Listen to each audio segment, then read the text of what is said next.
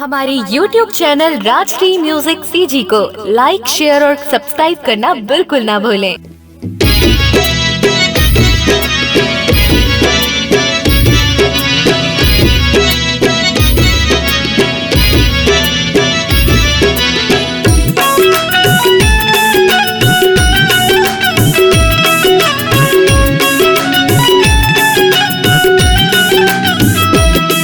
मनमोहनी गोरिया बेवो पूछते मोरे गाँव। मनमोहनी गोरिया बेवो पूछते मोरे गाँव।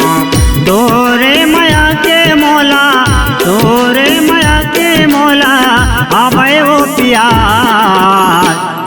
मनमोहना बैहया होगा पूछते तोरे गाँव। मनमोहना बैहया होगा पूछते तोरे नाम।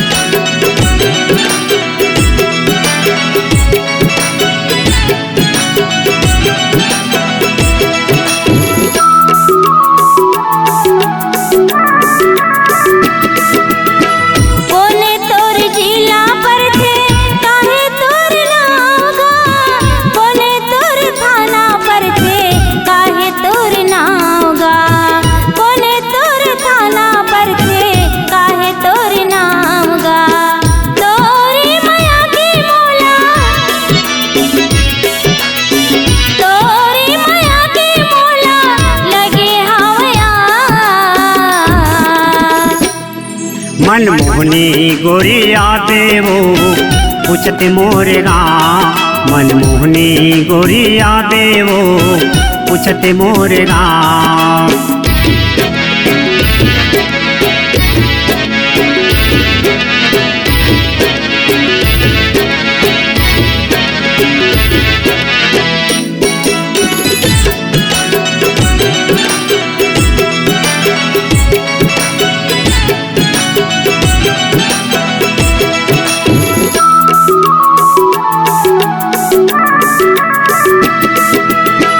बलौदा जिला पड़ते जोरहानावा गाँव।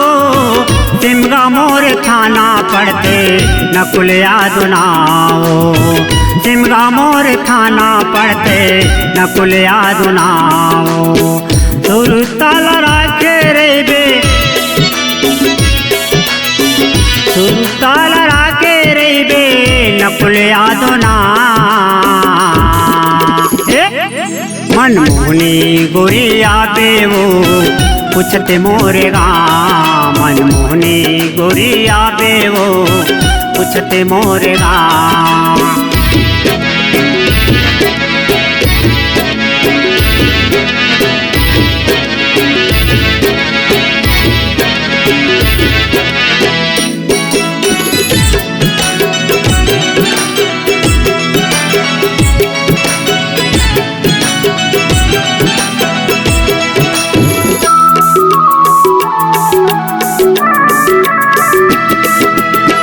तेरे हो जोगी डिप माँ आए रहे मेलाओ।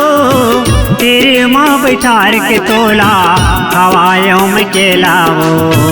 तेरी माँ बैठार के तोला खवायों में केलाओ।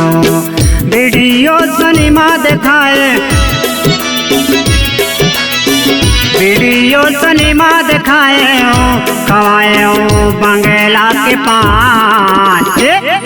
मनमोहना बैहया होगा पूछते तोरे गाँव। दिल मोहना बैहया होगा पूछते तोरे गाँव। तोरे माया के मोला, तोरे माया के मोला हवाई बढ़या।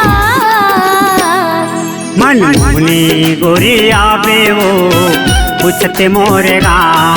मनमोहना बैहया होगा पूछते तोरे गाँव। मनमोहनी गोरिया बेवो पूछते मोरे गाँव। मनमोहना बैहया होगा पूछते तोरे गाँव। अपने दिल की आवाज सुनने वाले, अपने आवाज से पहचान बनाने की ललक और अपना टैलेंट लोगों तक पहुंचाने के लिए आए राजश्री म्यूजिक स्टूडियो, जहां गाने और वीडियो की बेहतरीन रिकॉर्डिंग की जाती है। Rajshri music audio video recording studio, Birgaon, Raipur, Chhattisgarh. अधिक जानकारी के लिए कॉल करें 8085048130 और 7999776763 पर।